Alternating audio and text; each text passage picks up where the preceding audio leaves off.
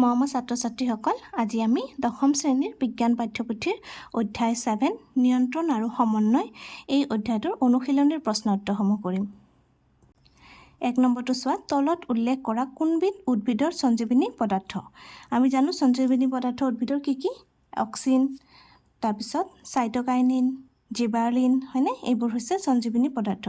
ইয়াতে চোৱা, এইবোৰটো নহয়, সাইটোকাইনিন আছে, গতিকে আমাৰ কোনটো হ'ব? উদ্ভিদৰ সঞ্জীৱনী পদাৰ্থ সাইটোকাইনিন। 2 নম্বৰ, দুটা নিউৰনৰ মাজৰ ফাকটোক কি বুলি কয়? এইটোক কি বুলি কয়? সাইনেপ্স। সাইনেপ্স বুলি কয়। দুটা নিউৰনৰ মাজৰ ফাকটোক সাইনেপ্স বুলি কয়। 3 নম্বৰ, মগজুৱে কি কাম কৰে? নম্বৰ এ, ভাব আৰু চিন্তা কৰা। বি নম্বৰ, হৃদপিণ্ড স্পন্দন নিয়ন্ত্ৰণ, তাৰপিছত দেহৰ সমতা ৰক্ষা, ওপৰৰ আটাইকেইটা। ভাব আৰু চিন্তাটো কৰে, হৃদপিণ্ডৰ স্পন্দন নিয়ন্ত্ৰণ কৰে, দেহৰ সমতা ৰক্ষা কৰে, গতিকে কি হ'ব? ওপৰৰ আটাইকেইটা। 4 নম্বৰ, আমাৰ দেহৰ গ্ৰাহক অংগৰ কাম কি?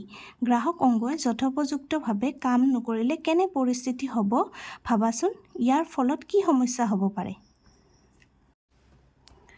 লিখা, আমাৰ দেহত থকা গ্ৰাহক অংগই বহিৰ পৰিৱেশৰ বাৰ্তাসমূহ সংগ্ৰহ কৰে আৰু ইয়াত সংবেদী প্ৰেৰণা ৰূপে মগজুলৈ প্ৰেৰণ কৰে। এইখিনি হ'ল আমাৰ দেহৰ গ্ৰাহক অংগৰ কাম কি। তাৰপিছত কি কৈছে? গ্ৰাহক অংগই যথোপযুক্ত কাম নকৰিলে কেনে পৰিস্থিতি হ'ব ভাবাচোন? ইয়াৰ ফলৰ সমস্যা। সেইখিনিৰ কাৰণে পেৰাগ্ৰাফ চেঞ্জ কৰি লিখিবা, গ্ৰাহক অংগই যথোপযুক্তভাৱে কাম নকৰিলে যথেষ্ট বেমেজালিৰ সৃষ্টি হ'ব। গ্ৰাহক অংগই সুচাৰুৰূপে কামবোৰ সম্পন্ন নকৰিলে আমাৰ দেহৰ অংগসমূহ কাৰকৰ প্ৰভাৱত বিনষ্ট হৈ যাব। এইখিনি লিখি 5 নম্বৰ, নিউৰন গঠনৰ এটা চিত্ৰ আঁকা। ইয়াৰ কাৰ্য বৰ্ণনা কৰা। নিউৰন গঠনৰ এটা চিত্ৰ আঁকিব দিছে নহয়, এইটো চিত্ৰ তোমালোকে আঁকিব লাগিব। এই নম্বৰ চিত্ৰটো তোমালোকৰ কিতাপৰ 115 নম্বৰ পেজত আছে। এইটো স্নায়ু কোষৰ গঠন বা নিউৰনৰ গঠন একে হয়, গতিকে এইটো ছবি তোমালোকে ধুনীয়াকৈ আঁকিবা আৰু কোনটোত কি কি নাম দিয়া আছে নামবোৰো ধুনীয়াকৈ লিখিবা। গঠনৰ পিছত কি আছে? কাৰ্য। গতিকে আমি কাৰ্যখিনি লিখিম। নিউৰনৰ কাৰ্য হ'ল নম্বৰ 1, গ্ৰাহক অংগসমূহে প্ৰেৰণ কৰা বৈদ্যুতিক প্ৰেৰণা গ্ৰহণ কৰে। নম্বৰ 2, নিউৰনৰ একচনে বাৰ্তাসমূহ কোষৰ পৰা মগজুলৈ প্ৰেৰণ কৰে। নম্বৰ 3, নিউৰনৰ ডেনড্ৰাইটে একচনে প্ৰেৰণ কৰা বাৰ্তাসমূহ গ্ৰহণ কৰে। এই তিনিটা নিউৰনৰ কাৰ্য লিখিবা। 6 নম্বৰ, উদ্ভিদৰ পোষাণুবেগী প্ৰতিক্ৰিয়া কেনেকৈ সংঘটিত হয়? লিখা, উদ্ভিদৰ যি চলনৰ দিশ পোহৰে নিয়ন্ত্ৰণ কৰে তেনে চলনেই হ'ল পোহৰাবেগী চলন। উদ্ভিদৰ কাণ্ডৰ অগ্ৰ অংশ পোহৰৰ দিশত ধাৱিত হয়, আনহাতে উদ্ভিদৰ শিপা পোহৰৰ বিপৰীত দিশত ধাৱিত হয়। উদ্ভিদৰ কাণ্ডৰ যি অংশ পোহৰৰ দিশে ধাৱিত হয় সেই অংশত অক্সিন নামৰ সঞ্জীৱনী পদাৰ্থৰ সংশ্লেষণ হয়। ই উদ্ভিদৰ কোষৰ আকাৰ ডাঙৰ আৰু দীঘল হোৱাত সহায় কৰে। উদ্ভিদজোপালৈ মাত্ৰ এটা ফালৰ পৰা পোহৰ উপলব্ধ হ'লে কাণ্ডৰ পোহৰ নপৰা অংশলৈ অক্সিনৰ ব্যাপন ঘটে। কাণ্ডৰ পোহৰ নপৰা অক্সিনৰ গাৰতাই তাত থকা কোষবিলাক দীঘল হোৱাৰ বাবে উদ্দীপনা যোগায়। ইয়াৰ ফলত উদ্ভিদৰ কাণ্ড পোহৰৰ ফালে গতি কৰিবলৈ ভাঁজ লয়। 7 নম্বৰ, স্নায়ুৰজ্জত আঘাত হ'লে কেনে বাৰ্তাত ব্যাঘাত জন্মে? লিখা, স্নায়ুৰজ্জত আঘাত হ'লে প্ৰাণীৰ প্ৰতিক্ৰিয়াত প্ৰভাৱ পৰিব।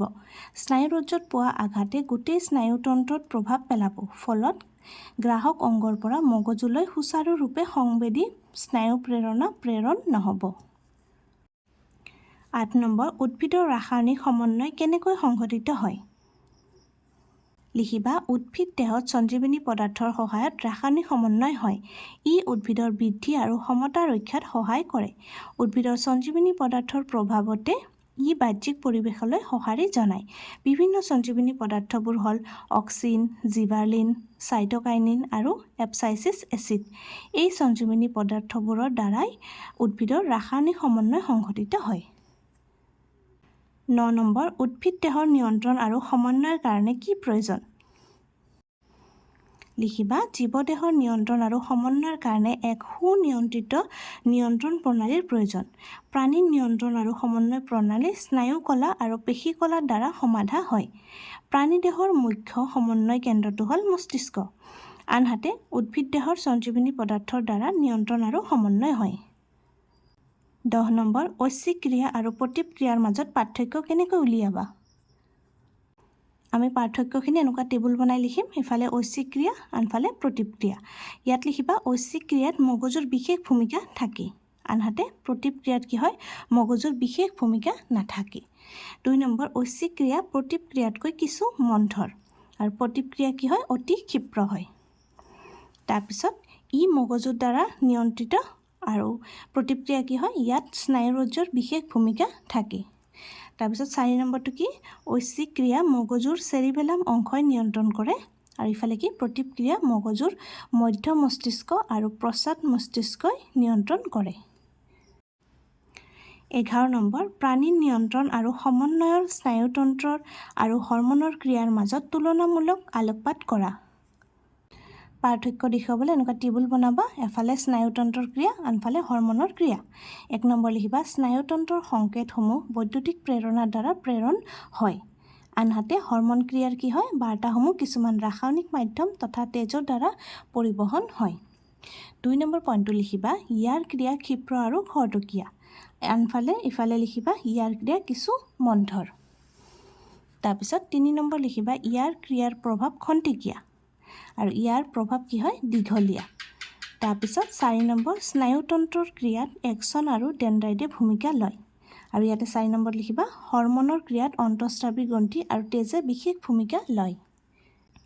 12 নম্বৰ, নীলাজী বনৰ পাতৰ চলনৰ লগত আমাৰ ভৰিৰ চলনৰ আচৰণৰ মাজত পাৰ্থক্য কি? ইয়াতেও টেবুল বনাই ল'ব লাগিব। এফালে নীলাজী বনৰ পাতৰ চলন, আনফালে ভৰিৰ চলন। 1 নম্বৰ লিখিবা ই এক স্বতন্ত্ৰ চলন আৰু ই স্বতন্ত্ৰ চলন নহয়।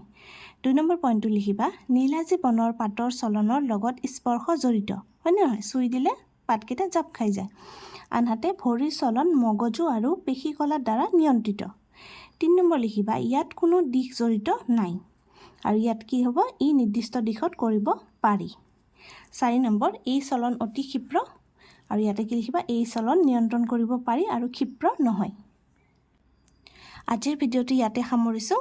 আমি অধ্যায় 7 নিয়ন্ত্ৰণ আৰু সমন্বয় এই অধ্যায়টোৰ অনুশীলনীত থকা আটাইকেইটা প্ৰশ্ন উত্তৰে কৰিলোঁ।